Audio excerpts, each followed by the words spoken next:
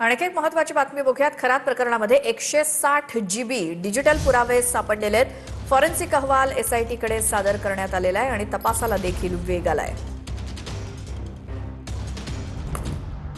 नाशिकमधील भोंदू खरात प्रकरणात बुधवारी काही धक्कादायक बाबी समोर आल्या आहेत। SITने एकूण 4 डिजिटल उपकरणांची तपासणी पूर्ण केली आहे।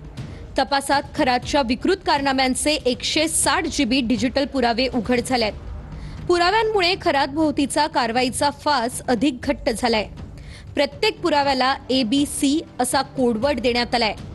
A मध्ये लैंगिक अत्याचाराचे गंभीर संकेत दिलेत। नोव्हेंबर 2023 ते डिसेंबर 2024 या कालावधीतील हालचालींचा तपशील हा कॅनडा कॉर्नर कार्यालयातून जप्त करण्यात आलाय। 32 GBहून अधिकचे 19 फोल्डर, डेटा असणारे 2 पेनड्राईव्ह आणि 64 GBचे OTG पेनड्राईव्ह आणि लॅपटॉपसह सर्व डेटा SIT कडून स्कॅन करण्यात येतोय।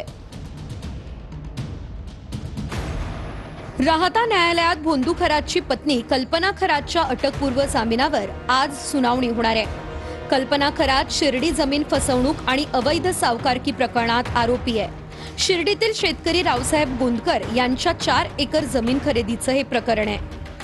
या प्रकरणात भोंदू खरात, पत्नी कल्पना खरातसह अरविंद बावके, किरण सोनवणे आणि अशोक तांबे या 5 जणांवर गुन्हा दाखल आहे। नाशिकमधील भोंदू खरात प्रकरणात आता ED आणि IT विभाग ॲक्शन मोडवर आहे। ठाण्यातल्या कार्यालयात आयकर विभाग आणि EDची संयुक्त बैठक झाल्याची माहिती सूत्रांनी दिली आहे। दोन्ही संस्थांमार्फत भोंदू खरातच्या कागदपत्रांची छाननी सुरू असल्याची माहिती सूत्रांनी दिली आहे।